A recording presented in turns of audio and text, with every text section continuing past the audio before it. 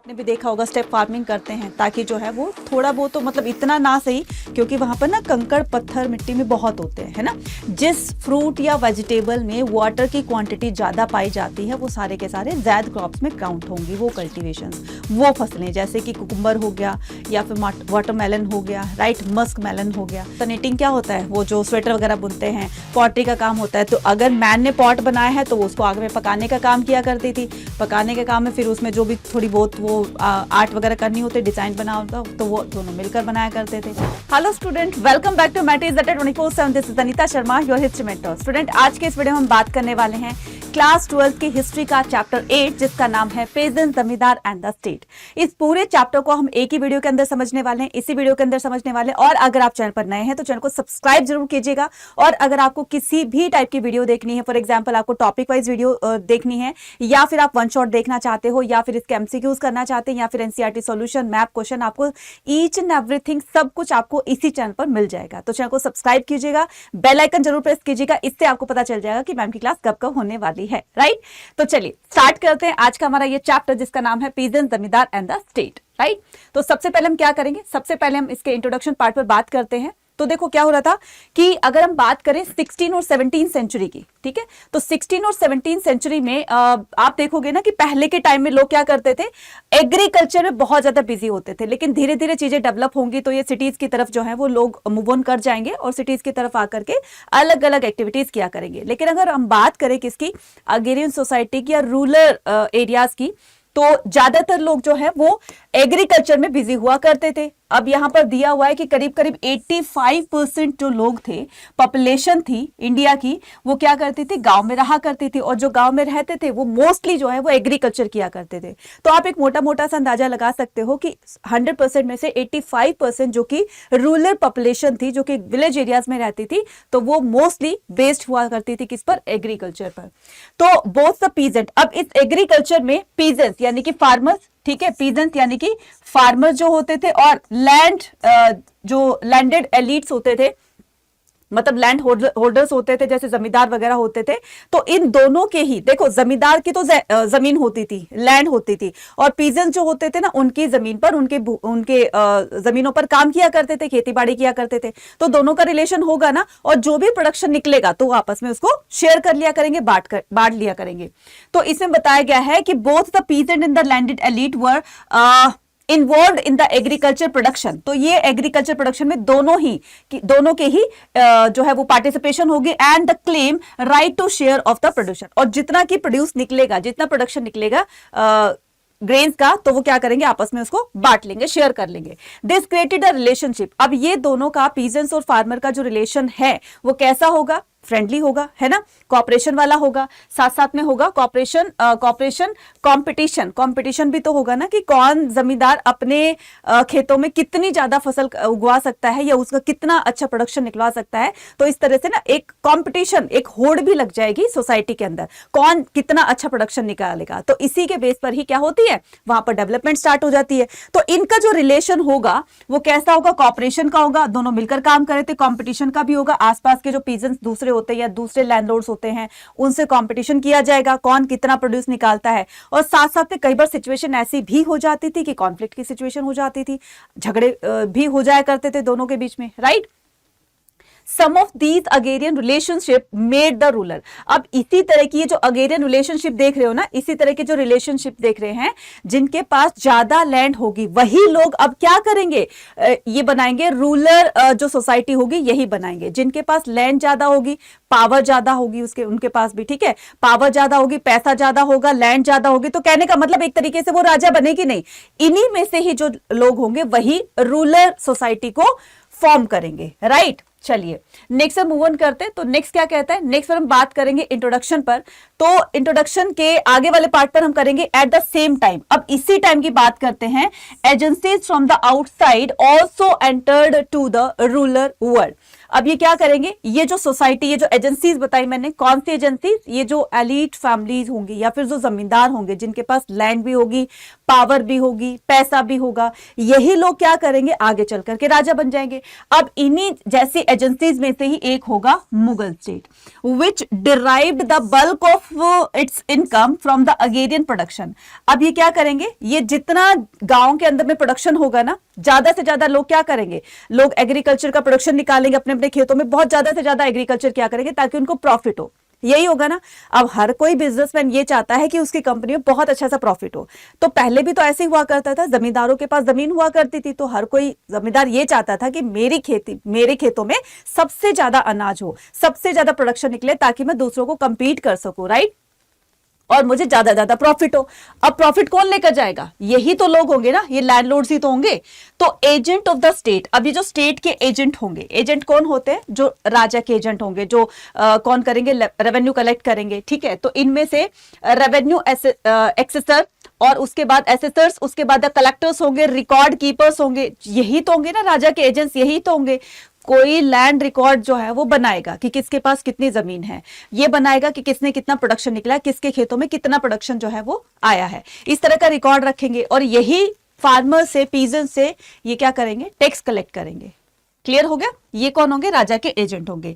अब बहुत सारी ऐसी क्रॉप्स होंगी जिनको ग्रो करके वो सेल किया करते थे, सेल होगी तो ट्रेड होगा, ठीक है, ट्रेड होगी तो उनके पास मनी आएगी, मनी होगी मार्केट बनेगी। तो इस तरीके से ना आप देख रहे हो कि किस तरह से विलेज एरिया में धीरे धीरे धीरे धीरे डेवलपमेंट होगी इन्हीं एक्टिविटीज के बिहाफ पर।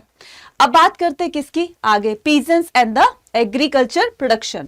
अब पीजेंट और एग्रीकल्चर प्रोडक्शन में देखो, जो एग्रीकल्चर की बेसिक यूनिट होती है वो क्या होती है, विलेज होती है, ठीक है। तो बेसिक यूनिट क्या हो गई, विलेज हो गई। ज्यादातर जो खेती वेती होती है वो गांव के अंदर ही होती है। तो एग्रीकल्चर की जो बेसिक यूनिट है, फाउंडेशन है, जहां से बेस तैयार होता है, बेसिक यूनिट, सबसे छोटी इकाई को क्या बोलेंगे हम, विलेज बोलेंगे। Who perform the manifold the seasonal task, जो क्या करेगी, सीजनल टास्क को कंप्लीट करेगी। अब ये सीजनल टास्क क्या होते हैं, जैसे कि कोई खेतों में अगर काम करता है, कोई फार्मर है, तो वो अपने खेतों में प्रोडक्शन करने के लिए, प्रोडक्शन ज्यादा से ज्यादा अच्छी करने के लिए उसको बहुत सारी एक्टिविटीज करनी पड़ती है। उन्हीं एक्टिविटीज में कुछ बताया गया है कि जैसे टिलिंग द सॉयल, मतलब सॉयल को क्या करेंगे, टिल करेंगे, मतलब प्लो करेंगे। खेतों में जैसे हल चलाएंगे तो प्लो होगा ना, तो फिर प्लो करने के बाद में फिर उसको सीड्स को सो करेंगे, स्प्रेड करेंगे, बीजों को बिखेरेंगे, फिर उसमें इरिगेशन करेंगे तो इस तरह से उनका जो प्लांट होगा, उनकी जो फसल होगी धीरे धीरे ग्रो करती चली जाएगी और ग्रो करेगी। जब वो फसल पककर तैयार हो जाएगी फिर उसको हार्वेस्ट करेंगे तो फिर उनके पास जो प्रोडक्शन आएगा उनको क्या करेंगे, सेल करते रहेंगे। इस तरीके से डील होगी, ट्रेड होगा और ये सारी चीजें होती रहेंगी। तो मैंने क्या कहा, ये जो पीजेंट्स वगैरह होते थे ये क्या करते थे, सीजनल टास्क करते थे। तो पहले क्या करेंगे, खेतों को जोतेंगे, उसके बाद बीज को सो करेंगे, फिर हार्वेस्ट करेंगे जब ये पक जाएगी। तो ये एक्टिविटीज कौन सी है, जो फार्मर करते हैं अपने खेतों में। नेक्स्ट हम मूव ऑन करते हैं। तो नेक्स्ट क्वेश्चन, नेक्स्ट जो स्लाइड में हम पढ़ेंगे कि production agro based good. Agro based क्या होता है, एग्रो बेस्ड का मतलब होता है जो कृषि पर आधारित होते हैं, ठीक है। तो अब ये कौन कौन से हो गए, अब हमने एग्जाम्पल लिया है एग्रो बेस्ड का, जैसे शुगर है या फिर हम क्या करेंगे, इडेबल ऑयल्स है। अब शुगर के लिए क्या पड़ेगा, गन्ना उगाना पड़ेगा, शुगर केन होता है, उसी से ही चीनी बनती है। दूसरा अगर हम बात करें जो घरों में हम इडेबल ऑयल्स यूज करते हैं, सरसों का तेल यूज करते हैं, कोकोनट ऑयल यूज करते हैं, या फिर और मूंगफली का तेल है, बहुत सारे ऐसे ऑयल है ना जो हम खाने में उसमें यूज करते हैं। इस तरह की प्रोडक्शन क्या कहलाएगी, एग्रो बेस्ड जो है वो प्रोडक्शन कहलाएंगे। नेक्स्ट हम बात करते हैं कि देखो इनके प्रोडक्शन के लिए ना काफी सारी मतलब अलग अलग तरह की जमीन होती है। एक तो हो गई आपकी प्लेन एरिया में जो खेतीबाड़ी करते हैं, उनका एक अलग ही जो है वो टास्क होता है, उनका एक अलग ही प्रोसेस होता है, तो इजीली कर देते हैं। एक हिली एरियाज होता है, एक आपका ड्राई एरिया होता है, एक आपका फॉरेस्ट्री एरिया होता है। तो उसमें ना जिस हिसाब से या जिस उसकी सॉइल की फर्टिलिटी होगी उसी हिसाब से उसमें खेती की जाएगी और उसी हिसाब से उसमें प्रोडक्शन निकलेगा। तो the varied topography of the agrarian society, अभी जो अगेरियन सोसाइटी होगी इनके पास किस किस तरह की लैंड होगी, जैसे देखो large tracts the dry land. अब कुछ एरियाज वहां ऐसे होंगे जहां पर जो ड्राई एरिया कहलाएंगे, ठीक है, एरिड जोन होगा। कहने का मतलब ये कि बहुत ज्यादा ना वहां पर मिट्टी में मॉइस्चर नहीं होगा, मतलब उसमें नमी नहीं होगी, वो सूखा सूखा रहेगा। फॉर एग्जाम्पल कि आपने राजस्थान की तरफ ले लिया, वहां पर ड्राइनेस बहुत ज्यादा है, इरिगेशन के रिसोर्सेज कम होते हैं, इसीलिए वहां पर ना क्या करते हैं कि अब तो गवर्नमेंट ने बहुत इंतजाम कर दिए हैं इरिगेशन के लिए, लेकिन पहले जो है वो बहुत ही ड्राई लैंड हुआ करता था और उसमें इतनी अच्छी प्रोडक्शन नहीं निकलती थी, तो लोगों को, पीजेंट्स को वहां पर खेती करने में थोड़ी प्रॉब्लम होती थी। तो मैंने क्या बताया, varied topography of the agrarian society. Agrarian society के पास में किस किस तरह की, मतलब कहाँ कहाँ पर ये अग्रेरियन सोसाइटी होगी, तो ये लैंड जो ड्राई एरिया है वहां पर भी होगी। दूसरा कहता है कि हिली रीजन, तो हिली रीजन में मतलब जो हिल्स वगैरह पर रहते हैं, पहाड़ों पर रहते हैं, वो अपने तरह की एग्रीकल्चर करते हैं। ठीक है, आपने भी देखा होगा स्टेप फार्मिंग करते हैं, ताकि जो है वो थोड़ा बहुत तो, मतलब इतना ना सही, क्योंकि वहां पर ना कंकड़ पत्थर मिट्टी में बहुत होते हैं, है ना, तो उस पर जो वो होती है प्लो करना होता है वो बहुत ज्यादा हार्ड होता है, बहुत मेहनत का काम होता है। ऐसा नहीं कि प्लेन एरिया की तरह वहां पर जो है वो ट्रैक्टर्स वगैरह चला दिए जिसकी वजह से बहुत अच्छी, वो प्लेन एरिया की तरह प्रोडक्शन बहुत अच्छा देगा। वहां पर बहुत देखभाल करके जो है वो एग्रीकल्चर की जाती है। तो ये क्या हो गया, हिली एरियाज हो गई। मोर फर्टाइल कौन से होंगे, यहाँ पर वो होंगे प्लेन एरियाज की बात कर रहे हैं, ठीक है, प्लेन एरियाज की बात कर रहे हैं। तो वो जो प्लेन एरिया होगा कंपैरेटिव टू इसके और इसके, वो ज्यादा फर्टाइल होगा। नेक्स्ट आता है फॉरेस्ट्री एरिया होगा। अब फॉरेस्ट एरिया वो होता है जो बुशी एरिया होता है, जहाँ पर प्लांट जो ट्रीज होते हैं वो बहुत ज्यादा होते हैं, पहले उनको क्लियर किया जाएगा तब जाकर फिर उनमें कल्टीवेशन की जाएगी, राइट। तो ये फॉरेस्ट्री एरिया हो गया, ठीक है। अब हम बात करते हैं किसकी, आगे की बात करते हैं। तो आगे क्या आ जाएगा, आगे आ जाएगा सोर्सेज। अब हमें इस तरह की कि 16 और 17 सेंचुरी में ये कैसे कैसे एग्रीकल्चर किया करते थे, क्या प्रोडक्शन निकलता था, कौन कौन से रेवेन्यू रिकॉर्ड्स बनाए गए, राइट। तो इस तरह की हमें सारी इंफॉर्मेशन कहाँ से मिलती है, तो ये मिलती है हमें वहां की टेक्स्ट बुक से। मतलब उस टाइम में जो भी रिकॉर्ड बुक होती थी या जो भी कुछ उसमें कुछ लिखा होता था, फॉर एग्जांपल आईने अकबरी हमें बहुत कुछ बताती है कि मुगलों के टाइम में, खास करके अकबर के टाइम में, लोग किस तरह से फार्मिंग किया करते थे और फार्मिंग के चलते कितना प्रोडक्शन होता था, कितना उन पर टैक्स इंपोज किया हुआ था। तो इस तरह की सारी जो इन्फॉर्मेशन हमें ज्यादातर आईने अकबरी से मिलती है। अब हम बात करते हैं 16 और 17 सेंचुरी की बात करते हैं। तो 16 और 17 सेंचुरी में ये जो अग्रेरियन सोसाइटी है इसके बारे में हमें कहाँ कहाँ से पता चलता है, तो मैंने क्या बताया अभी, आईने अकबरी से पता चलता है। तो ये आईने अकबरी हमारे लिए बहुत इंपॉर्टेंट रही है उस टाइम में, यानी कि पास्ट में एग्रीकल्चर कैसे हुआ करती थी, खास करके मुगलों के टाइम में। तो इसमें बताया गया है आईने अकबरी में। दूसरा होता है रेवेन्यू रिकॉर्ड से पता चलता है, जो हमें गुजरात, महाराष्ट्र और राजस्थान से मिले हैं। तीसरा पता चलता है कि जो ईस्ट इंडिया कंपनी थी वो हर चीज का रिकॉर्ड रखा करती थी, है ना, और उनकी रिकॉर्ड बुक से, उनके जहां जहां भी हमें रिकॉर्ड्स मिले उनसे पता चलता है कितना प्रोडक्शन कहाँ कहाँ से होता था और कैसे होता था। सारी चीजें हमें यहाँ से मिलती हैं। नेक्स्ट बात करते हैं हम किसकी, source reconstruct the agrarian society of the 16 and the 17 century. तो आईने अकबरी हो गया। आईने अकबरी एक ऐसा सोर्स हमारे हाथ लगा जो कि ये बताता है कि one of the most important chronicles was आइन ए अकबरी, राइट। आइन ए अकबरी ऑथर्ड बाय द, तो आईने अकबरी को किसने लिखा था, ये हर बार क्वेश्चन आता है। आईने अकबरी को लिखा था किसने, अबू फजल ने, ठीक है। तो अबू फजल कौन थे, ये अकबर के कर्टियर थे जिन्होंने आईने अकबरी को लिखा था। अकबरनामा का ये थर्ड पार्ट है, ठीक है, अकबरनामा का ये थर्ड पार्ट है, क्या, जिसका नाम है आईने अकबरी। बात करते हैं नेक्स्ट पर। तो नेक्स्ट क्या आता है, benefits agrarian history of the 16 and 17 century. अब ये जो इनके बेनिफिट्स का मतलब क्या होता है, फायदे होते हैं। तो बेनिफिट अग्रेरियन हिस्ट्री ऑफ, किसके बेनिफिट बता रहा है बच्चे, बेनिफिट्स अग्रेरियन हिस्ट्री, मतलब अग्रेरियन के, ठीक है। अग्रेरियन की हिस्ट्री को जानने के लिए हमें ये जो सोर्सेज मिले, हमें आईने अकबरी मिल रही, रिकॉर्ड बुक मिली, हमें कहाँ कहाँ से रिकॉर्ड्स मिले, हमें गुजरात, हरियाणा और राजस्थान से मिले। इसके अलावा 16 और 17 सेंचुरी में हमें जो रिकॉर्ड मिले उनसे ये भी पता चलता है कि पीजेंट्स किस तरह से फार्मिंग किया करते थे। All these sources record the intensity of the conflict between the peasant. तो अभी हमने थोड़ी देर पहले क्या पढ़ा है चैप्टर की स्टार्टिंग में, कि इनके बीच में ऐसे रिलेशन हुआ करते थे जो फ्रेंडली भी थे, कॉम्पिटेटिव भी रहा करते थे इनके रिलेशनशिप में, और साथ साथ में इनमें झगड़े की भी स्थिति कभी कभी पैदा हो जाया करती थी। तो अगर हम बात करते हैं किसकी, कि these resources recorded, in record में हमें यह भी पता चलता है कि कई बार पीजेंट्स और जमींदार और स्टेट के बीच में, तीनों के बीच में क्या होता था, कई बार झगड़े की भी सिचुएशन हो जाती थी।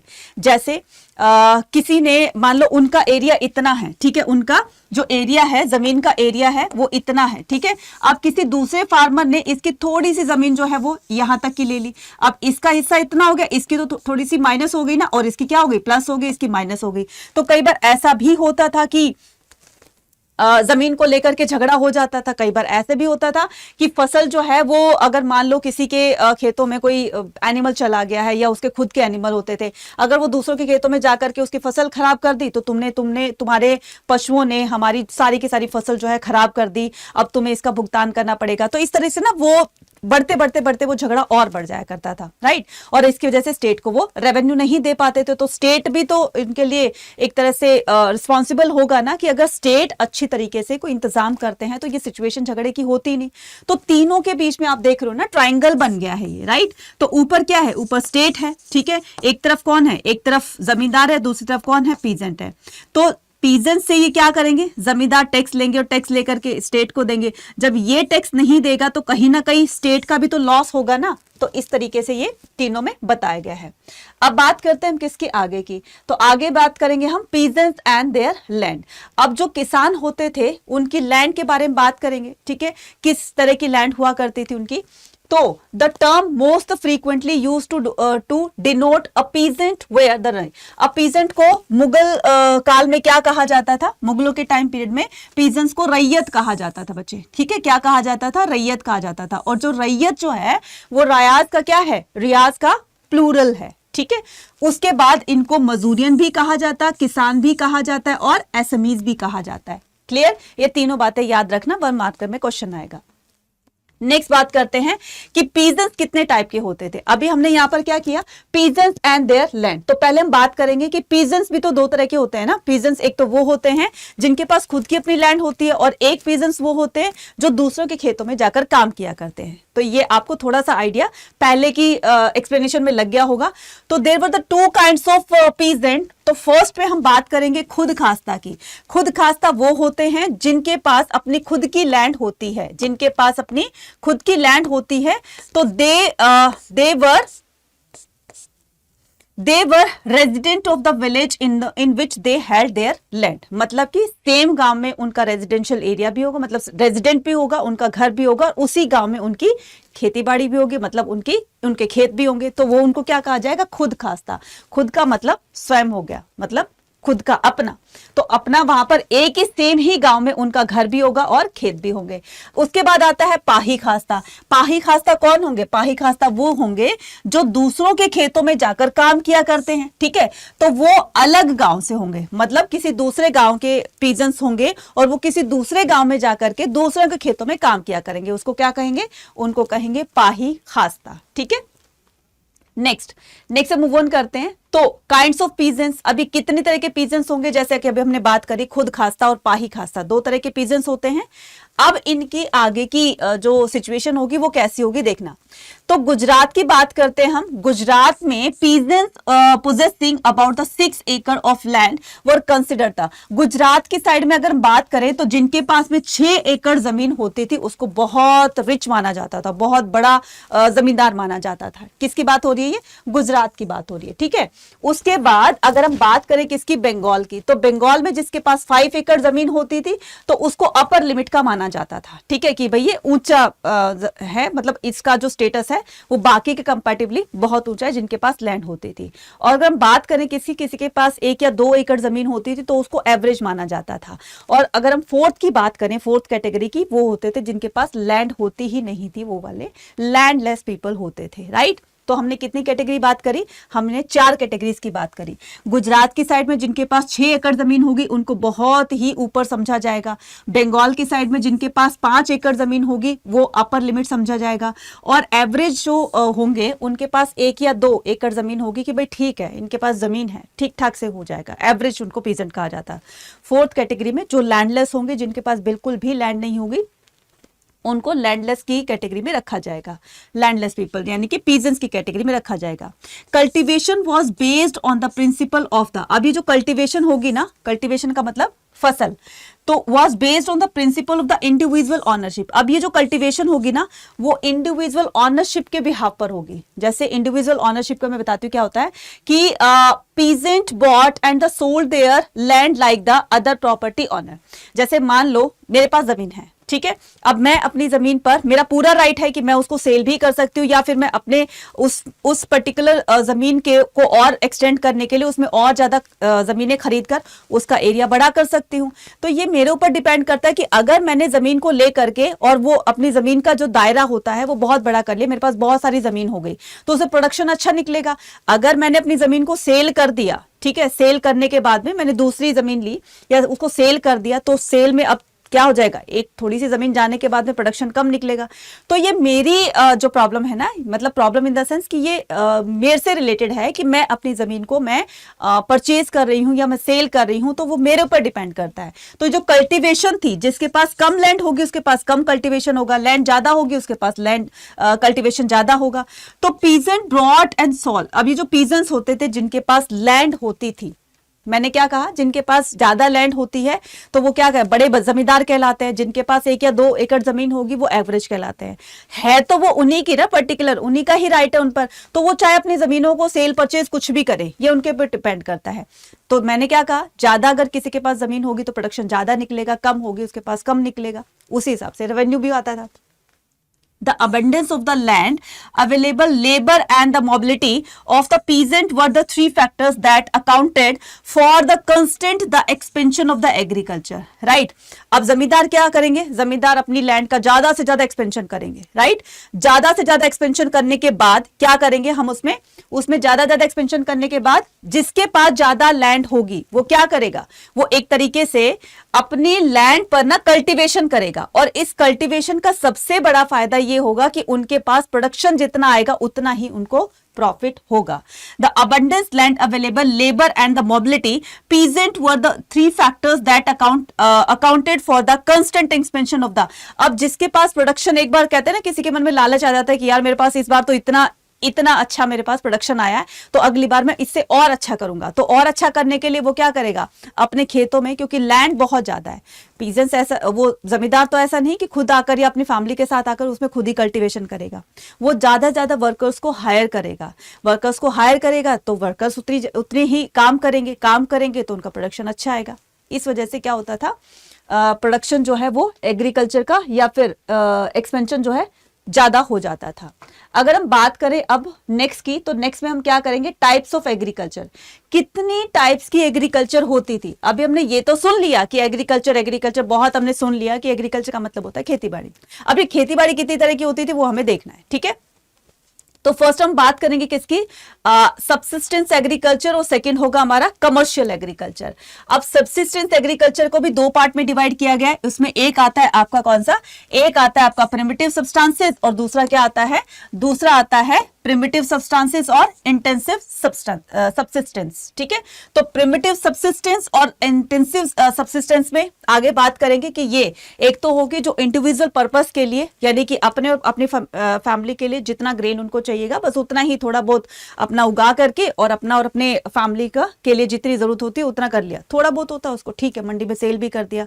एक होता है प्रोडक्शन बहुत, जिसके पास लैंड बहुत ज्यादा होगी तो प्रोडक्शन भी बहुत ज्यादा निकलेगा, अनाज भी उसके पास बहुत ज्यादा होगा। अब वो तो उसको सेलिंग के पर्पज से उसने किया ना, सेलिंग के पर्पज से उसको ग्रो करवाया कि जितनी अच्छी प्रोडक्शन होगी मेरे पास, जितना अच्छा अनाज आएगा मैं क्या करूंगा, उसको मंडी में सेल करूंगा तो मेरे पास पैसा आएगा। तो ये 2 तरह के होते हैं, ठीक है। तो प्रिमिटिव सबसिस्टेंस और इंटेंसिव सबसिस्टेंस। अब हम क्या करेंगे, डोमिनेटेड। अब ये जो इंटेंसिव जो सबसिस्टेंस है इसको भी 2 टाइप्स में बांटा गया है, 2 टाइप्स की होती है ये भी। फर्स्ट होता है डोमिनेटेड पैडी कल्टीवेशन और dominated other than paddy cultivation. अब ये दोनों क्या होते हैं यहां पर हम बात करेंगे। तो सबसे पहले हम बात करते हैं इंटेंसिव सबसिस्टेंसेस की।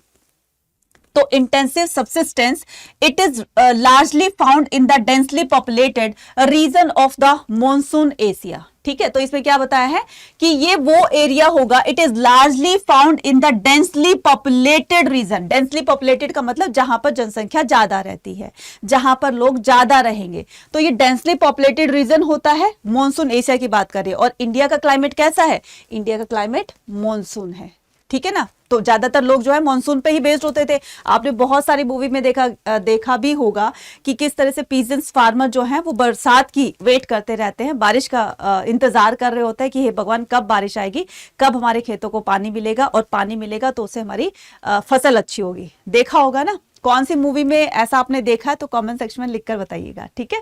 चलिए नेक्स्ट से मूव ऑन करते हैं। तो एक अभी हमने बात करी कि जो इंटेंसिव जो सब्सिस्टेंस है उसके भी दो टाइप हमने बताए गए थे, ठीक है। तो वो पहला कौन सा है, पहला है डोमिनेटेड पैडी कल्टीवेशन। ये वो होगा, कंसेप्ट होगा जिसमें land holding are very small due to the high intensity. मतलब कि जहां पर लोग ज्यादा रहेंगे तो लोगों के पास जमीन भी तो कम होगी, लोग जहां कम रहेंगे जमीन ज्यादा रहेगी, जहां पर जमीन लोग ज्यादा है तो वहां पर जमीन कम रहेगी।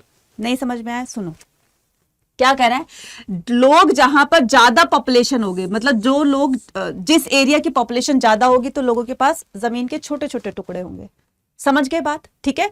और जहां पर लोग कम है तो वहां लोगों के पास जमीन ज्यादा होगी, समझ में आ गई अब। हाँ, तो the family members are the farmers used to। अब जहां पर डेंस पॉपुलेशन है, जहां पर घनी आबादी है, तो लोगों के पास जो कल्टीवेशन का एरिया होगा, खेत होंगे, लैंड होगी, वो कम होगी। तो भाई क्यों बाहर से पीजेंट्स को हायर किया, उनको भी पैसे देने पड़ेंगे या उनको अपनी प्रोडक्शन का शेयर देना पड़ेगा। तो इससे बेटर है कि हम वो चीज बचा ले। तो इस सिचुएशन में फार्मर जो होता है वो अपनी फैमिली के साथ में अपने खेतों में काम करने लगता है। आपने भी देखा होगा आपके घरों में भी, या शायद आपके खेत हो तो उसमें भी जो है अगर लिमिटेड है, ठीक है, आपके पास थोड़ी बहुत जमीन है तो आपकी फैमिली खुद ही उसमें काम करने लग जाती है। आपने आस पड़ोस में देखा होगा या फिर अपने ग्रैंडफादर्स के उधर देखा होगा, सुना भी होगा। तो जिसके पास थोड़ी लैंड होती है तो वो ये सोचता है कि बाहर पैसे देने से बढ़िया है कि हम अपनी फैमिली के साथ खुद ही उसमें इन्वॉल्व करें और सारे मिल करके फिर उसमें कल्टीवेशन करते हैं, जो भी एक्टिविटीज होती है। अब दूसरा क्या आता है, ये तो होता है हमारा डोमिनेटेड पैडी कल्टीवेशन। दूसरी जो हमने टाइप पढ़ी थी वो कौन सी थी, डोमिनेटेड अदर देन पैडी, ठीक है, अदर देन पैडी। तो it is the practical to grow the paddy in many parts of the monsoon Asia. इस तरह की जो कल्टीवेशन है वो एशिया के बहुत सारे भागों में की जाती है। फॉर एग्जाम्पल व्हीट है तो बहुत सारी जगहों पर गेहूं उगाया जाता है, सोयाबीन है, बार्ले है और sorghum are grown in these area. तो काफी सारे एशिया में काफी सारे ऐसी एरियाज हैं मॉनसून एशिया में जहां पर इस तरह की कल्टीवेशन की जाती है। अब हम बात करते हैं आगे की। तो आगे क्या कहता है, आगे करता है कि इन the northern India the state undertook digging of a new canal. तो अब हम बात करेंगे न्यू कैनाल्स की। अब जैसे ये आप कैनाल देख रहे हो ना, तो ये कैनाल का मतलब क्या होता है, कैनाल का मतलब होता है नहरें, ठीक है। कैनाल का मतलब क्या होता है, नहरें। अब लोगों के पास ना इतने ज्यादा रिसोर्सेज नहीं थे इरिगेशन के, तो इसके लिए जो है सबसे पहले शाहजहां, ठीक है, सबसे पहले शाहजहां वो क्या करेंगे, इस तरह की नहरों का निर्माण करवाएंगे, ठीक है। और जो पुरानी नहरें थी उनको भी रीबिल्ड करवाया जाएगा, ठीक है, शाहजहां, ठीक है, शाहजहां होंगे। तो सबसे पहले ये क्या करेंगे, पंजाब साइड में नहरों का निर्माण कराएंगे ताकि लोगों को इरिगेशन के लिए सोर्स मिल सके और वो अपने खेतों में पानी डाल सके। So in the northern India the state undertook digging. देखो अगर हम बात करें किसकी, बाबर के टाइम की बात करें, ठीक है, बाबर के टाइम की बात करें तो लोगों के पास इतने अच्छे जो है रिसोर्सेज नहीं थे इरिगेशन के, इसलिए बहुत सारी लैंड जो थी वो ऐसे ही वेस्ट पड़ी हुई थी। क्यों, क्योंकि उस पर काम करने वाले वर्कर्स नहीं थे। वर्कर तब काम करेंगे जब उनको गवर्नमेंट की तरफ से या स्टेट की तरफ से अच्छे रिसोर्सेज मिले, इरिगेशन के तो एटलीस्ट हो। तो उनको जब पता नहीं है कि रिसोर्सेज हमें कहाँ से क्या मिलेंगे और ना ही कोई ध्यान दिया जाता था उस पर, इसलिए बहुत सारी जो वेस्ट लैंड होती थी उस पर जो है वो कल्टीवेशन नहीं की जाती थी। इसका सबसे बड़ा रीजन था कि वाटर की अवेलेबिलिटी का ना होना। लेकिन बाद में धीरे धीरे जब पता लगेगा या फिर लोगों को, जो हमारी जो स्टेट गवर्नमेंट यानी कि मुगल रूलर्स होंगे, उनको पता होगा कि हमारी ज्यादातर इनकम जो है वो एग्रीकल्चर से ही होती है, तो फिर वो एग्रीकल्चर पर ध्यान देना स्टार्ट करेंगे और इसी के लिए वो नहरों का निर्माण कराएंगे, चैनल्स बनवाएंगे ताकि लोगों को अपने खेतों में पानी देने के लिए वाटर अवेलेबल हो जाए, राइट।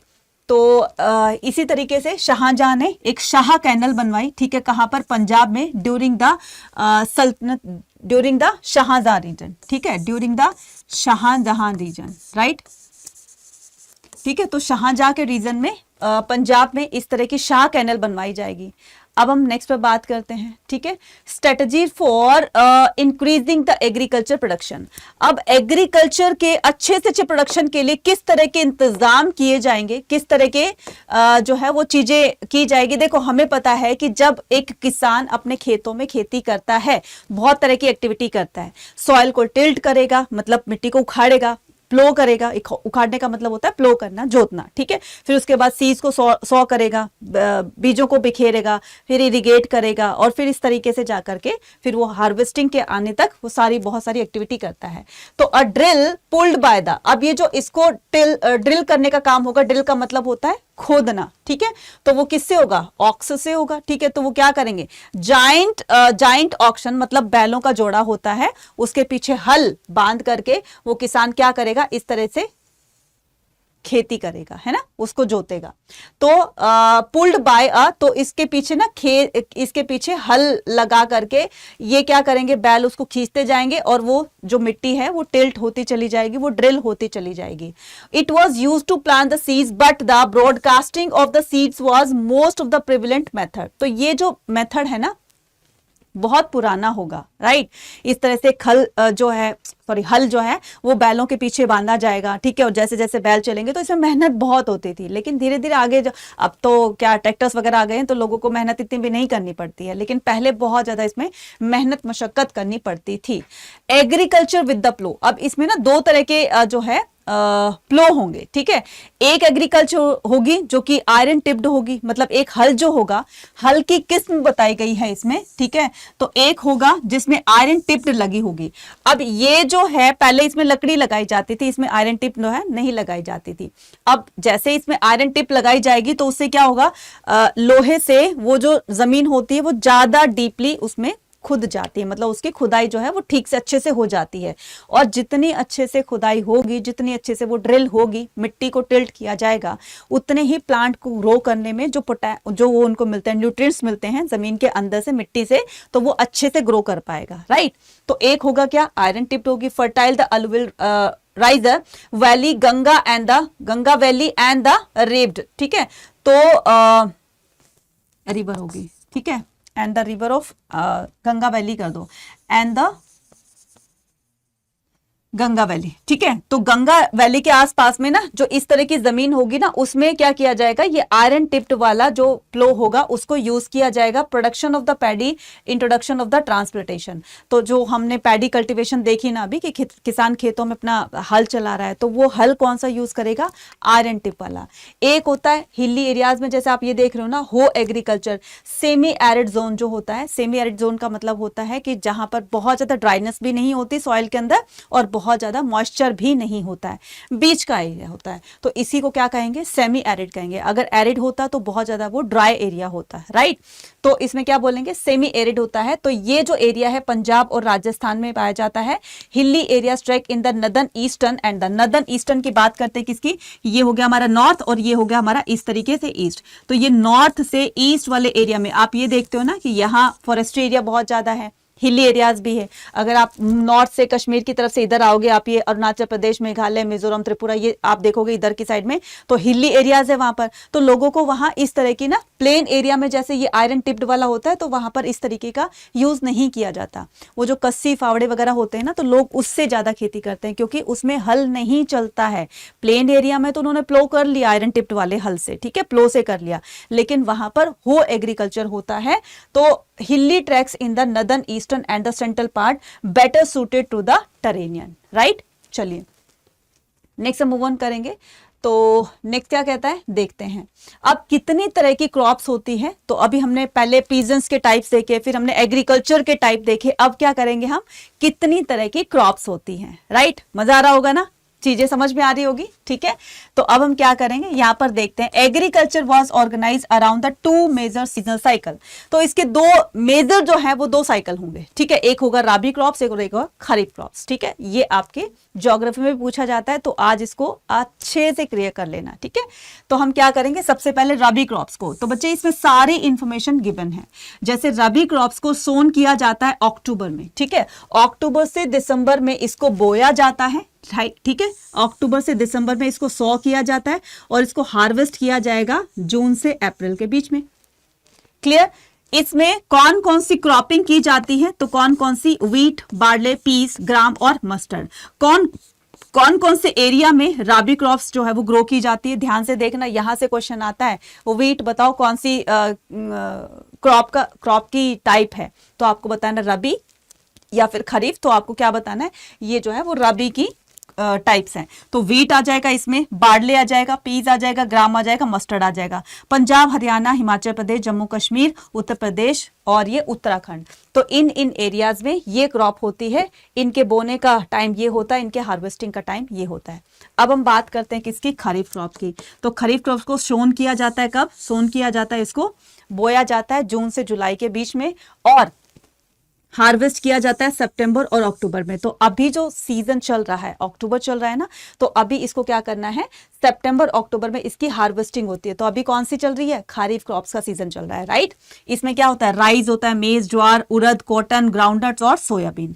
तो ये क्रॉप होती है और ये कौन कौन से एरियाज में होती है, Assam, West Bengal, coastal region of the Odisha, Andhra Pradesh, Telangana, Tamil Nadu, Kerala और महाराष्ट्र। इन जगहों पर क्या होती है, खरीफ क्रॉप्स होती है।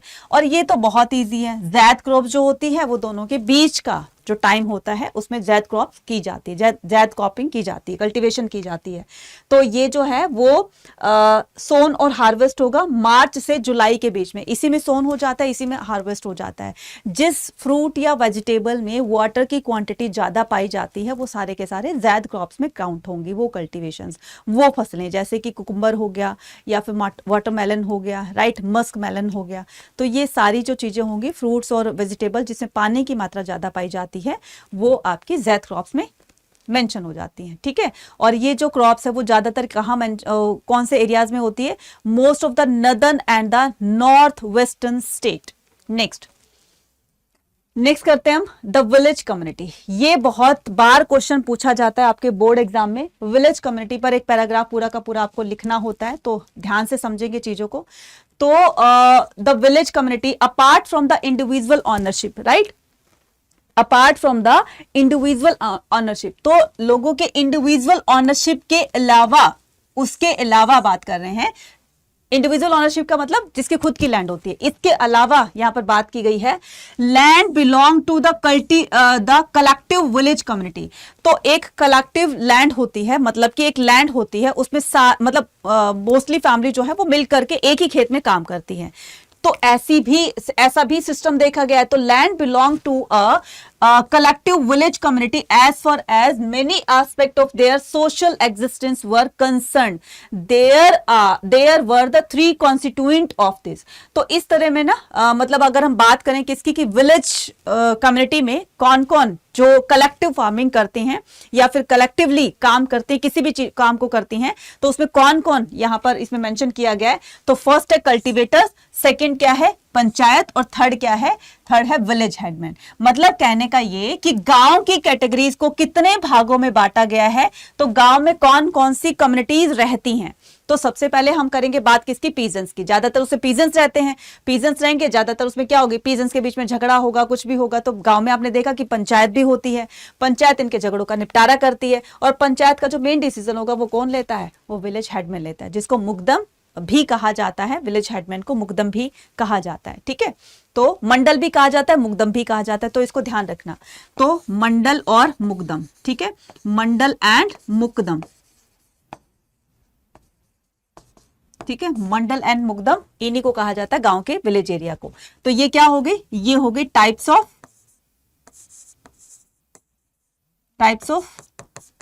विलेज कम्युनिटी,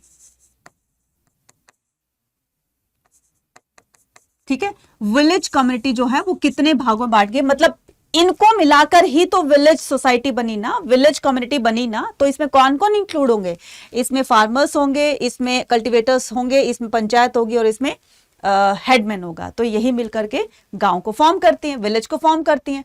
अब हम बात करेंगे किसकी, डिस्टिंक्शंस की। डिस्टिंक्शंस में हम देखेंगे deep in equities on the basis of the caste and the other caste, like the distinctions means that the cultivator were highly heterogeneous group. मतलब कि जिनके पास लैंड होगी, जो कल्टिवेटर्स होंगे उनके खेतों में काम करने वाले, तो उनके बीच में जो रिलेशन होगा, कई बार मैंने बताया ना कि कॉन्फ्लिक्ट की भी सिचुएशन आ जाती थी, दोनों में कॉन्फ्लिक्ट होता था तो उसका झगड़ों का निपटारा करने के लिए पंचायत होती थी. Like despite the abundance of the cultivable land. ठीक है, अब ये किस तरह के डिस्प्यूट्स होंगे? Like despite the abundance of the cultivated land certain caste group were assign the manual task. अब देखो, एक वो होता है जिनके पास लैंड बहुत होती है, एक वो होता है कि ठीक है एवरेज वाला है, एक होता है जिनके पास लैंड नहीं होती है. इसके अलावा कुछ और भी लोग होते हैं जो अलग तरीके का काम करते हैं. जैसे कि क्या हो गया इसमें? मैनुअल टास्क करते हैं, जो छोटे काम करते हैं. One who tilde the land, किसी को बुलाया जाता है, भाई तुम हमारे खेतों को जाकर ना प्लो कर दो, वो वाले भी होते हैं लोग. कल्टीवेटर्स हो गए ना, कल्टीवेटर्स हो गए, पंचायत हो गए, और हमने हेडमैन देख लिया. इसके अलावा भी गांव में कुछ और तरीके के लोग रहते हैं जिनको कि अलग से काम दिए गए हैं, जिनको जो छोटे मोटे काम कर लिया करते हैं. इनमें से एक को बोला है, किसको? मैनुअल टास्क करते हैं, उसको बोला गया है क्या? उनको बोला जाता है लेबर्स. ठीक है, उनको क्या बोला जाता है? मजूर या लेबर्स बोला जाता है. ठीक है बच्चे, मजूर या लेबर्स बोला जाता है. अब ये मजूर और लेबर्स क्या होंगे, ध्यान से देखना. So who tilt the land known as the manual और द एग्रीकल्चर लेबर. तो जो खेतों को जोतने का काम करेगा उसको क्या कहा जाएगा? एग्रीकल्चरल लेबर कहा जाएगा या मजूर कहा जाएगा. मजदूर नहीं, मजूर कहा जाएगा. ठीक है, उसके बाद इन मुस्लिम कम्युनिटी, अगर हम बात करें कि इसकी मुस्लिम कम्युनिटी, ये तो हिंदू कम्युनिटी की थी. Muslim community manual like the Halalkhor scavengers who were house outside the boundaries of the village. अब अगर हम मुस्लिम कम्युनिटीज की बात करें कि जो स्कैवेंजर्स होते हैं, जो ये एनिमल्स की स्किन को पाइल करके उनके बैग्स वगैरह बनाना होता है, कुछ दूसरे मीट वगैरह का काम करना होता है, तो गांव के लोग उनको ना अलग से रखते थे, क्योंकि ये ऐसे काम करते थे जो कि उनको पसंद नहीं होता था. इस तरह का एनिमल की स्किन को पाइल करके और फिर उसके बैग्स वगैरह बनाना, तो उनको बहुत ही बुरा समझा जाता था, तो इनको गांव से अलग कर दिया जाता था. राइट, तो बहुत सारी ये हमने क्या देखी? इनइक्वालिटीज देखी गांव के अंदर. There was the direct the correlation between the caste. तो हम देखेंगे कि इनके जो गांव में कास्ट वगैरह बनी होती है ना, आपने भी देखा होगा कि गांव के अंदर ना अलग अलग मोहल्ले बने होते हैं.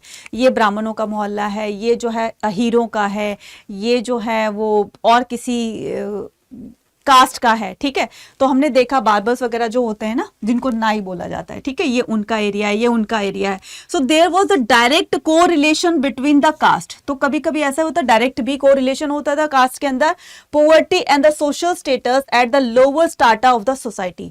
तो गांव में भी कुछ अमीर होते हैं, कुछ गरीब होते हैं. जिनके पास लैंड होगी उनको बहुत ऊंचा समझा जाता था, लैंडलेस जो होती है उनको नीचा समझा जाता था, उनका एक अलग एरिया बना दिया जाता था. जो छोटे काम करते थे उनका एक अलग एरिया बनाया जाएगा. आज भी गांव के अंदर ऐसा ही होता है, बहुत अगर टिपिकल एरिया की बात करें तो. ठीक है, उसके बाद in a manual form the 17th century Marwar. अगर हम बात करें किसकी? 17th सेंचुरी की, तो ये जो मैनुअल जो होते थे ना, जो टास्क किया करते थे, तो उसमें मारवाड़ होते थे. मैनुअल टास्क का मतलब जो छोटे काम किया करते थे. तो पहले अगर हम 17th सेंचुरी की बात करें तो मारवाड़ जो आप देखते हो ना कि वो इतने बड़े कैसे बने, तो वो अपने बाद में जो डेवलप हुई ना उसके बाद बने. लेकिन पहले ये जो मारवाड़ होते थे ये इस तरह के मैनुअल काम किया करते थे, छोटे काम किया करते थे. उसमें मारवाड़ भी थे, राजपूत भी थे. Are mention as the peasant. तो मारवाड़ और राजपूतों को पहले पीजेंट्स की कैटेगरी में रखा गया था. किसमें रखा गया था? पीजेंट्स की कैटेगरी में रखा गया था. इसके अलावा आप कह सकते हो इसमें जाट भी आ जाएंगे, है ना. और शेयरिंग था. आज भी अहीरों के पास, जाटों के पास ना बहुत जमीन होती है ना, खास तौर पर उनके पास जमीन होती है. तो sharing the same space with the Jat who were accorded a lower status in the caste hierarchy. तो पहले इनको ना नीचे कैटेगरी में रखा गया, लेकिन धीरे धीरे इनके पास लैंड आती चली गई और ये लैंडलॉर्ड्स बन गए, इनके पास पावर आ गई, पैसा आ गया, तो धीरे धीरे इन्होंने अपने आप को डेवलप किया.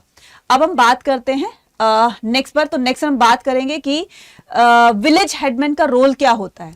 तो विलेज हेडमैन जो होते हैं, अभी हमने देखा कि पंचायत का जो मेन डिसीजन होता है, ठीक है, पंचायत तो डिसीजन निकाल देती है, लेकिन अल्टीमेटली जो फाइनल डिसीजन होगा ना वो विलेज हेडमैन दिया करते थे. ठीक है, तो the village panchayat was the assembly of the Elder headed by the. अब ये जो विलेज पंचायत होगी ना बच्चे, इसमें कौन लोग होंगे? इसमें गांव के जो हैं एल्डरली एक्सपीरियंस होल्डर इसमें पंच बनेंगे, ठीक है। तो 5 पंच होते हैं, एक सरपंच होता है। तो जो भी केस चल रहा होता है ना, जो भी अपील दोनों पार्टी की तरफ से लगाई जाती है, तो उनको पंचायत सॉल्व करती है, ठीक है। और सॉल्व करने के बाद जो डिसीजन होता है वो फिर गांव के हेडमैन को ट्रांसफर कर देते हैं। फिर वो सारी चीजों को, सारी बातों को सुनता है और फाइनल डिसीजन दे देता है। तो अब the headman held the office as long as they enjoy the confidence of the village elders. अभी जो गांव का हेडमैन होता है ना, ये सबसे बड़ा माना जाता है और एक तरह से ये इनका कॉन्फिडेंस होता है विलेज एल्डर्स का, Fehling which they could be the dismiss bye them. तो अगर ये काम अपना ठीक से कर रहा है तो ठीक है। डेमोक्रेसी क्या कहती है? यही तो कहती है ना कि अगर सरकार अपना काम ठीक से कर रही है, जनता के अकॉर्डिंग कर रही है, तो वेल एंड गुड है। अगर उन्होंने कोई भी स्टेप अपना गलत लिया और जनता भड़क गई, तो अगर जनता जो है वो सरकार बना सकती है, सरकार को गिरा भी सकती है।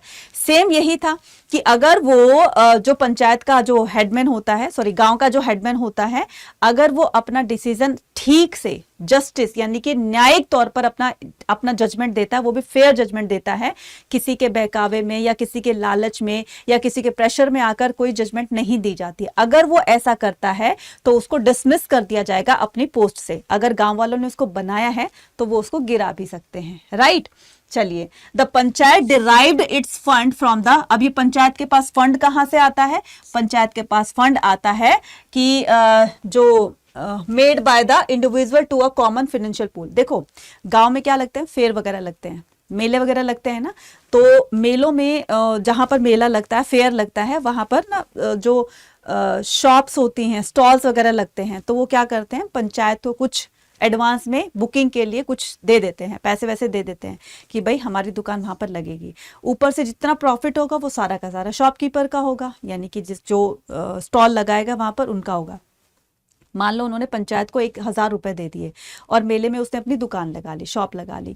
अब सुबह से शाम तक जितने लोगों ने उससे सामान खरीदा, चाहे वो 1000 का था, चाहे वो 5000 का था, चाहे वो 10000 का था, बाकी का सारा पैसा उसका होगा, उस पर्टिकुलर शॉपकीपर का। पंचायत ने तो ले लिया, लेकिन कभी कभी ऐसा भी होता है कि सुबह से शाम तक उसके बेचारे की कोई बिक्री ही ना हुई हो, कुछ सामान ही सेल ना हो, थोड़ा बहुत हुआ हो, तो वो तो फिर लॉस में चला जाएगा ना। तो इस तरीके से पंचायत के पास फंड आता है।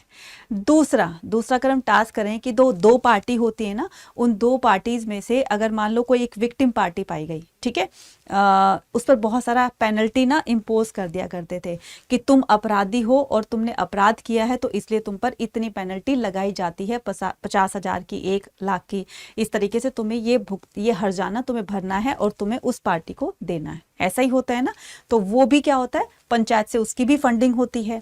One important function of the panchayat was, ये क्वेश्चन आता है कि पंचायत का मेन फंक्शन क्या होता है, यहां से इंपॉर्टेंट क्वेश्चन बनता है। पंचायत का सबसे मेन फंक्शन होता है was to ensure that the caste boundary among the various communities inhabiting the village were upheld. तो अलग अलग कास्ट की ना, अलग अलग जातियों की अपनी अलग अलग पंचायत होती है। अहीरों की अलग होती है, ब्राह्मणों की अलग होती है और बाकी कास्ट की अलग होती है, ठीक है। तो जाटों की अलग होती है, गुजरों की अलग होती है। तो इस तरीके से ना अलग अलग उनमें ना पंचायत होती है। तो panchayat also had authority to levy the fines and the conflict more than. तो उन पर फाइन लगाती है जो अपराधी होती है और उनके फाइन से जो उनके पास पैसा आता है उन्हीं के पैसों को गांव में डेवलपमेंट के लिए लगा देती है। In addition to village panchayat, each caste और the jati village held its own jati panchayat. सबकी अपनी एक जाति पंचायत होती है, सभी जातियों की अपनी एक अलग जाति पंचायत होती है। नेक्स्ट हम मूव ऑन करेंगे, विलेज आर्टिशंस, ठीक है। तो ऐसा नहीं होता था कि सारे लोग एग्रीकल्चर में ही बिजी हुआ करते थे। विलेज एरिया में कुछ लोग ऐसे भी थे जो दूसरा काम भी किया करते थे। जैसे घर में फ्री टाइम में जो औरतें होती थी वो बैग्स, जूट के बैग बनाना, मैट बनाना और कोई काम करना, सिलाई कढ़ाई बुनाई का काम करना, ये भी करती है। इनसे भी इनकी इनकम होती थी। दूसरा कोई आर्टिशंस होता था तो वो मूर्तियां, मंदिर वगैरह बनाने का काम करता है। पॉटर्स होता है, वो पॉट वगैरह बनाता है, ये मूर्तियां बनाने बनाने का काम होता है। कहने का मतलब ये कि टोटली जो है वो ठीक है, एग्रीकल्चर किया करते थे, लेकिन इसके अलावा भी बहुत सारे काम ऐसे होते थे जिनसे उनकी साइड अर्निंग होती थी, ठीक है। या फिर कोई दूसरे लोग होते थे जो इस तरह का काम करते थे। इनसे क्या होता था, अगर मान लो इन्होंने बैग बनाया, इन्होंने मूर्तियां बनाई, इन्होंने पॉट्स बनाए, तो ये जब अपने पॉट को सेल करेंगे, इनसे कोई बर्तन, मिट्टी के बर्तन खरीदने आएगा या इनसे कोई मूर्तियां खरीदने के लिए आएगा, तो वो क्या करेगा, पहले पैसे होते नहीं थे तो पहले बार्टर सिस्टम चलता था। क्या चलता था पहले?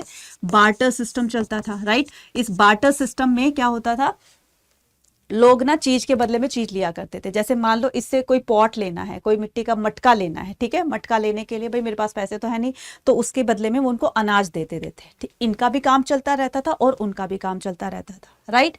तो देखिए, तो इसमें बताया गया कि the distinction between the artisan the peasants in the village society was fluid one as many groups perform the task of both. तो बहुत सारे ऐसे काम होते थे जो गांव में भी करे जाते थे। Cultivators and their family would also participate in the craft production. अब जो कल्टिवेटर्स होते थे, मतलब किसान, फार्मर्स जो होते थे, वो अपनी फैमिली के साथ दूसरे काम भी कर लिया करते थे, ठीक है। जैसे कि डाइंग का काम होता था, मतलब कपड़ों को रंगने का काम होता था, या फिर उन पर छपाई का काम होता था। Baking and the firing pottery, तो इस तरीके से मटके बना करके, और फिर ऐसा नहीं था कि पॉटर्स के पास भी जमीन नहीं होती थी, तो सभी के पास भी नहीं होती थी, लेकिन कुछ के पास होती भी थी। तो ये खाली खेती बाड़ी का काम नहीं करता, अपने फ्री टाइम में पॉट्स वगैरह बनाने का काम भी कर लिया करता था। इस तरह से ये होते थे, अपने मूर्तियां बना ले फ्री टाइम में, तो ये अपने ना फ्री टाइम को भी यूटिलाइज करते थे। तो विलेज आर्टिशंस जो होते थे, पॉटर्स, ब्लैकस्मिथ्स, ठीक है। ब्लैकस्मिथ्स किसको बोलते हैं? लोहार को बोलते हैं, ठीक है। लोहार होता है, लोहार होता है, ठीक है। तो कारपेंटर्स होते थे, बार्बर्स होते थे, बार्बर किसको बोलते हैं? नाई को बोलते हैं। एंड द गोल्ड स्मिथ कौन होते हैं? सुनार होते हैं। Provided the specialised service in return for which they were the compensated by the villagers by the variety of the means, mostly by giving them share of the harvest। मैंने क्या कहा? Harvest का शेयर, यानी कि जो उनके पास में अनाज आया ना, फार्मर के पास में, अगर वो मान लीजिए किसी दूसरे के पास में कोई उनको चीज चाहिए, पॉटर के पास गए या फिर गोल्ड स्मिथ के पास गए या फिर लोहार के पास गए कि हमें ये चीज चाहिए, तो बदले में उसके अनाज दे दिया करते थे, ठीक है। पैसा तो होता नहीं था। नेक्स्ट क्या करते हैं कि वुमेन इन द, अब ये देखो कई अब आप सोच रहे होगे कि मैडम सुनार से अगर वो, गोल्डस्मिथ से अगर वो सोना लेना है उनको, ठीक है, या फिर चांदी लेनी है, सिल्वर लेना है या गोल्ड लेना है, तो उसके लिए क्या वो ग्रेन देते थे? ऐसा कितना ग्रेन होगा? नहीं, उनके लिए लैंड जो है वो कभी तो गिरवी रख दिया करते थे, उनसे सोना गोल्ड लिया करते थे, उनसे सिल्वर लिया करते थे, ठीक है। छोटे मोटे होते थे, वो अनाज में काम चल जाया करता था, ठीक है। अब नेक्स्ट क्या करेंगे, ये बहुत इंपॉर्टेंट है, वुमेन का क्या रोल रहा है अग्रेरियन सोसाइटी में, बहुत बहुत इंपॉर्टेंट है ये क्वेश्चन। तो अब हम देखेंगे कि वुमेन्स का रोल कैसा था। Women and man had to work, तो जो मैन और वुमेन होते थे वो दोनों ही बराबर का काम किया करते थे।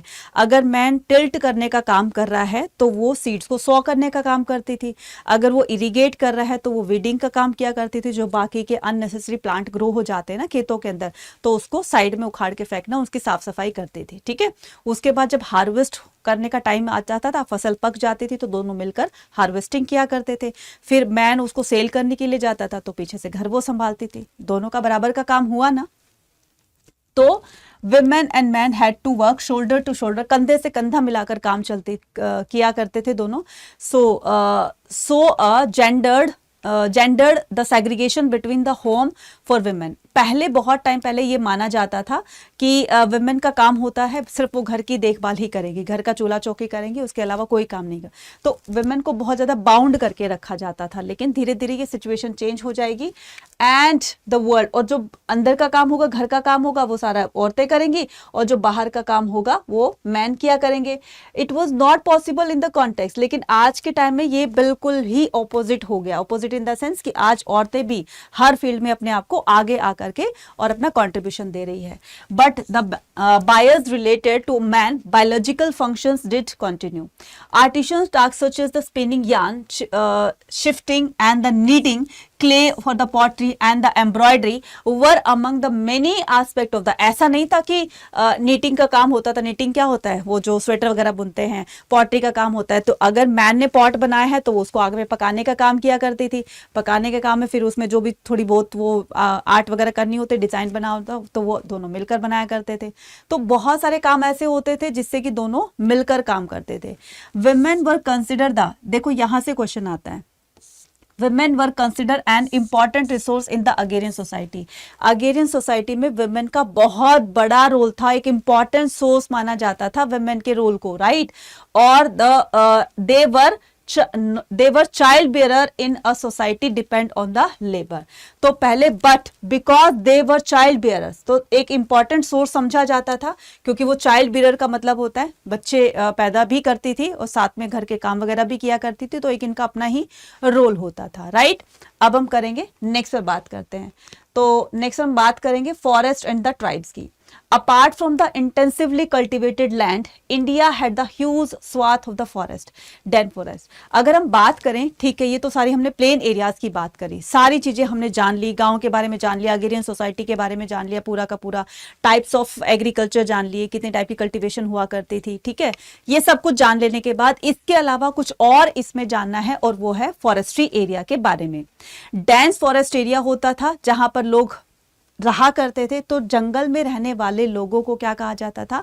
जंगली कहा जाता था। जैसे हम आमतौर पर ऐसे बोल देते हैं कि जैसे कोई खाना खा रहा है, उसका खाना गिर गया है, तो कितने कैसे तुम जंगलियों की तरह खाना खा रहे हो। कई बार ऐसा होता है कि बहुत ज्यादा गुस्सा आता है कि एकदम जानवर बन गया, एकदम जंगलियों की तरह बिहेव कर रहा है, पागल हो गया ये, ऐसे बोलते हैं ना। लेकिन एक्चुअल में जो जंगली वर्ड होता है ना, वो किसको बोला जाता है? जो उनको बोला जाता है जो जंगल में रहते हैं और जो फॉरेस्ट एक्टिविटीज करते हैं, right? Jungle or the scrubbered, that is kharbandi, exists all over the eastern area, Central Asia, northern India, including the Tarai on the Indo-Nepal border। ये जगह ऐसी होंगी, झारखंड हो गया, and in peninsula India down the western Ghat and the eastern Deccan plateau. ये जो areas होंगे यहाँ पर डेंस फॉरेस्ट पाए जाएंगे, ज्यादातर जंगल ही पाए जाते हैं, और वहां पर लोग भी रहते हैं जो फॉरेस्ट एक्टिविटी करते हैं। फ्रूट कलेक्ट करना, जो है रूट कलेक्ट करना, फ्लावर्स कलेक्ट करना, बीज जो होती है, मतलब हनी बी जो होता है, आपका शहद हनी होता है, ठीक है, वो कलेक्ट करना, साथ में जो सिल्क वॉर्म्स होते हैं उनको कलेक्ट करना। बहुत सारे ऐसे जंगलों में काम होते हैं जो फॉरेस्ट ड्वेलर्स ही करते हैं। तो forest dwellers were term the जंगली, तो इनको क्या कहा जाता है? जंगली कहा जाता है। As their livelihood came from the gathering, forest produce hunting and gathering, shifting agriculture. तो वो हंटिंग गैदरिंग भी, शिकार वगैरह भी करते हैं, साथ साथ में वो शिफ्टिंग एग्रीकल्चर भी करते हैं। अब ये शिफ्टिंग एग्रीकल्चर क्या होता है? सुनो मेरी बात। जो जैसे उसमें रहते हैं ना, जंगलों में रहते हैं, ठीक है, तो वो क्या करेंगे? कुछ टाइम के लिए जैसे यहाँ पर रहे वो जंगल में, ठीक है, एक एरिया में रहे, वहां पर थोड़ी बहुत कल्टीवेशन की उन्होंने अपने खेतों में, लेकिन यहाँ पर धीरे धीरे सॉइल की फर्टिलिटी कम होती चली जाती है। तो वो क्या करते हैं? दूसरी जगह पर अपने खेत बना लेते हैं जहां पर अभी तक कोई खेती नहीं हुई थी, ताकि वहां पर सॉइल की फर्टिलिटी ज्यादा है और उनका प्रोडक्शन अच्छा निकले। तो इस तरह से वो पहले थोड़ी जगह पर रहे, वहां पर कल्टीवेशन की, यहाँ खत्म हो गई सॉइल की फर्टिलिटी, दूसरी जगह चले गए, दूसरी जगह पर साफ सफाई करी, फॉरेस्ट को क्लियर किया, यहाँ पर कल्टीवेशन कर ली। तो इस तरह की के तो क्या बोलते हैं? शिफ्टिंग कल्टीवेशन कहते हैं, ठीक है। हंटर और गैदरिंग भी किया करते थे। These activities were largely season specific. अब ये जो एग्रीकल्चर, ये जो एक्टिविटीज करते थे ना, ये जो है वो सीजन स्पेसिफिक होता था। सीजन स्पेसिफिक का मतलब होता है, जैसे गर्मियों में क्या करते थे? गर्मियों में ज्यादातर गर्मियों वाले काम करते थे, समर वाले काम करते थे। रेगुलर हंटिंग, देखो regular hunting expedition enables emperor traveller. अब गर्मियां होंगी तो गर्मियों में ना फिशिंग बहुत अच्छी होती है, राइट? ये लोग जाएंगे और वहां पर फिशिंग करेंगे, मतलब मछलियां पकड़ने का काम करेंगे। दूसरे अगर हम बात करते हैं किसकी की जो विंटर सीजन होता है, तो विंटर सीजन में हंटिंग गैदरिंग बहुत ज्यादा अच्छी होती है ना। तो इस तरीके से ना अलग अलग सीजन में अलग अलग काम होते हैं। अब जैसे स्प्रिंग सीजन होता है या फिर बरसात का मौसम होता है, बरसात के मौसम में उनको बहुत तरह की, जैसे फ्लावर्स हो गए वो ब्लूम करने लग जाते हैं, हरी भरी खेती हो जाती है। तो ये क्या करेंगे? सीजनल टास्क करेंगे इस तरीके से, राइट? नेक्स्ट बात करते हैं जमींदार, तो द जमींदार वर्दा, तो ये भी इंपॉर्टेंट है कि जमींदार का रोल लिखने के लिए आ जाता है पूरा पैराग्राफ, तो ये भी इंपॉर्टेंट है। Zamindar were a class of the people in the country side, they lived off agriculture but did not participate directly. तो जमींदार जो है वो खुद जाकर के पार्टिसिपेट नहीं करता था, मतलब खुद खेतों में कल्टीवेशन नहीं करता था, उनके साथ में बहुत सारे लोग ऐसे होते थे जो उनके खेतों में जाकर काम किया करते थे। So they were landed the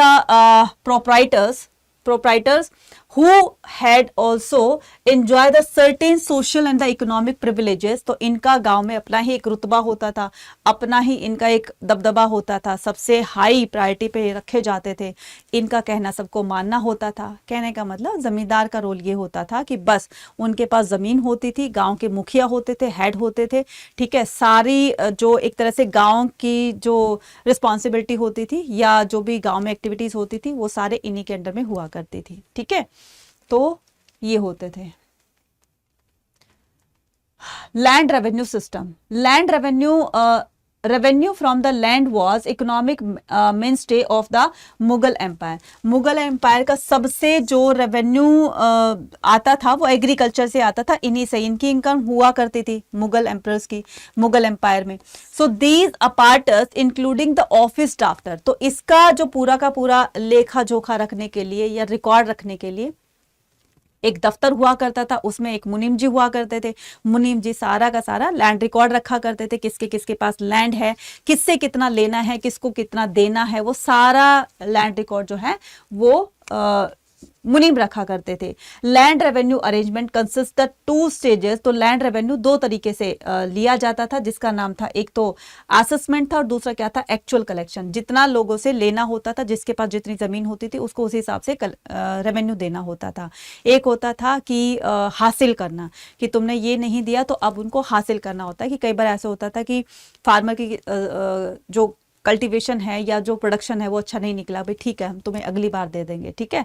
लेकिन कई बार ऐसा होता था फार्मर देते भी नहीं थे, तो उसको एक्चुअल में जो हासिल करना होता है ना, कि मुझे ये चीज़ हासिल करनी है, तो उतना उनको वो चीज़ देकर लेनी पड़ती थी फार्मर से, और इस तरह से कलेक्शन करके वो स्टेट गवर्नमेंट को देते थे, यानी कि मुगल रूलर्स को देते थे। अब बात करते हैं किसकी, the Mughal empire consolidated power and the resource from the empire मिंग। Mughal empire consolidated power, Mughal के पास में ठीक है पावर थी सारी, लेकिन ऐसा नहीं था कि खाली उनके जो है अग्रेरियन सोसाइटी से ही काम चलता था, तो बहुत सारे ट्रेडिंग रिलेशन बाकी अलग अलग कंट्रीज के साथ भी थे। जैसे बात करें किसकी, बात करें मुगल एम्पायर के ट्रेडिंग रिलेशन की, तो उनके साथ किस किस के साथ रिलेशन थे, मिंग के, जो पहले मिंग हुआ करता था, आज का चाइना है, सफाविद जो पहले सफाविद हुआ करता था, आज का ईरान है, ऑटोमन जो आज का टर्की है, during the 16 and the 17th century. तो इनके साथ में इनके अच्छे रिलेशन थे और यहाँ से भी ट्रेडिंग किया करते थे। वोयाजेस ऑफ द डिस्कवरी, तो इसी के साथ में ना डिस्कवरी स्टार्ट हो जाती है अलग अलग जगहों की। जैसे हम बात करें कि इसकी अमेरिका की, तो यूएस को जो है अमेरिका को डिस्कवर किया गया था कब, 1942 में, ठीक है। किसने किया था, क्रिस्टोफर कोलंबस ने, ठीक है, क्रिस्ट हॉपर कोलंबस ने। और हम बात करें किसकी, 1498 की, तो इंडिया को डिस्कवर किया गया था, ठीक है। ये किया गया था यूएस को, अमेरिका को, ठीक है, अमेरिका को। और उसके बाद इंडिया को डिस्कवर किसने किया था, 1498 में वास्को द गामा। किसने किया था, वास्को द गामा, ठीक है। नए नए डिस्कवरीज हो रही है। अब डिस्कवरी करने का क्या इंपॉर्टेंस थी या क्यों की जा रही थी, क्योंकि अलग अलग जगहों की जब डिस्कवरी करेंगे वहां पर पता चलेगा कि ये चीज यहां पर अच्छी है, ट्रेड इसी से बढ़ता है। तो सबसे पहले पुर्तगाल आएंगे, वास्को द गामा आएगा, इधर पुर्तगाली तो था वो, जब इंडिया में आएगा कालीकट पर उतरेगा, केरला के कालीकट पर, वहां देखेगा कि स्पाइसेस बहुत अच्छे हैं, बस उनको तो वहां से स्पाइसेस मिल गए, स्पाइसेस मिल करके वो अपनी कंट्री में उसको सेल किया करते थे, फिर आते थे यहाँ से स्पाइस ले जाके और फिर वहां करते थे। ऐसे बाहर के लोग जो हमारी कंट्री में आते थे और हम दूसरी कंट्री में जाते थे। तो नए नए डिस्कवरी से फायदा ये हुआ कि हमें नई नई चीजों को जानने का मौका मिला, और जब नई चीजें जानेंगे तो एक जगह से दूसरी जगह पर वो मूव ऑन होगी, लोग जानेंगे कि भाई इंडिया में ये फसल बहुत अच्छी होती है, तो वहां के ग्रेन्स को उधर एक्सपोर्ट किया जाएगा, वहां की जो चीजें फेमस है उधर इंपोर्ट करवाई जाएगी इंडिया के अंदर। तो इसी से ही क्या होती है, नई नई डिस्कवरी से ये फायदा होता था। तो एक टेस्टिमनी के अकॉर्डिंग बताया गया है, एक इटालियन ट्रैवलर थे जिनका नाम था जियोवानी द कैरेरी, ठीक है, कैरेरी। तो इन्होंने क्या किया, who pass through the India, जो कि इंडिया से पास होकर जाते हैं कब, 1690 में, provide a graphic account about the way silver travel across the globe reach India. इन्होंने कहा कि इंडिया में सबसे ज्यादा सिल्वर कहाँ से आता है, क्योंकि इंडिया के पास सिल्वर बहुत ज्यादा था। तो सिल्वर कहाँ से आता है, बाकी की अदर कंट्री से आता है, क्योंकि अदर कंट्रीज में सिल्वर माइंस है और इंडिया के पास में प्रोडक्शन, ग्रेन प्रोडक्शन बहुत ज्यादा हुआ करता था। तो इंडिया से ग्रेन एक्सपोर्ट हुआ करता था और वहां से वो लोग सिल्वर दिया करते थे। इस वजह से इंडिया के पास सिल्वर बहुत थी, और सिल्वर की वजह से ही मुगल एम्पायर ने क्या किया, मुगल एम्परर्स ने सिल्वर कॉइन अपने टाइम में बहुत ज्यादा चलाए। ठीक है, तो अगर बात आती है कि मुगल पीरियड में कौन से कॉइन चला करते थे, तो आ जाएगा आपका सिल्वर कॉइन्स। ठीक है, सिल्वर कॉइन्स। नेक्स्ट, आइन ए अकबरी ऑफ अबू फजल अलामी। अब थोड़ा सा हम आईने अकबरी के बारे में बात करेंगे कि इतना सारा ये चीजें पढ़ ली, ये सारी चीजें हमें पता है कहां से पता चली, आईने अकबरी से। Aine Akbari is a compilation of the imperial regulations and the gazetteer of the empire. तो ये मुगल एम्पायर को जानने का सबसे अच्छा हमारे पास सोर्स होता है। So it is the part of the Akbarnama was completed. तो इसको अकबरनामा का एक पार्ट माना जाता है। अकबरनामा के 3 पार्ट थे और ये 3rd पार्ट था। ये जो आईने अकबरी था ना, ये क्या था, 3rd पार्ट था। तो इसको कंप्लीट किया गया 1598 में, after having a gone through the 5 revision. 5 बार इसकी रिवीजन की गई, कहीं कुछ गलती तो नहीं है, कोई मिस्टेक तो नहीं है, कुछ ऐड करना है, कुछ हटाना है, कुछ वो करना है, तो 5 टाइम इसकी रिवीजन की गई, तब जाकर इसको पब्लिश किया गया। After that Aine gives a detail account the organisation of the court, administration and the army sources, revenue and physical layout the provinces of the Akbar's empire literally. तो ये सारी चीजें हमें अकबर के बारे में पता चलती है कि अकबर ने अपने रीजन में किस तरह से एग्रीकल्चर करवाया, अग्रेरियन सोसाइटी के बारे में। तो आईने अकबरी से बहुत कुछ इंफॉर्मेशन हमें मिलती है। तो ये था हमारा आज का चैप्टर। आई होप आपको सारी चीजें बहुत ही इजीली तरीके से समझ में आ गई होगी, और अगर समझ में आई है कमेंट सेक्शन में लिखकर बताइएगा जरूर। वैसे तो आप करते नहीं हो, बट फिर भी मैं आपसे कहना चाहूंगी कि आप को अगर अच्छी लगी है वीडियो, कमेंट सेक्शन में लिखकर जरूर बताइएगा। और इसी तरह की वीडियो जो है वो हम लाते रहेंगे आपके लिए बहुत ईजी तरीके से। चैनल को सब्सक्राइब कीजिएगा, लाइक कीजिएगा, शेयर कीजिएगा, और इसको क्या करना है, ज्यादा से ज्यादा दोस्तों को तक अपनी पहुंचाना है, और फटाफट से बेल आइकन को प्रेस कर लेना है, ताकि जब जब हमारी अभी बोर्ड एग्जाम आने वाले, जब जब हमारी वीडियोस आएंगी, सेशंस आएंगे, वैसे वैसे आपको नोटिफिकेशन मिलती जाएगी। क्लियर? मिलते हैं अपनी नेक्स्ट वीडियो में। Till then take care, bye bye.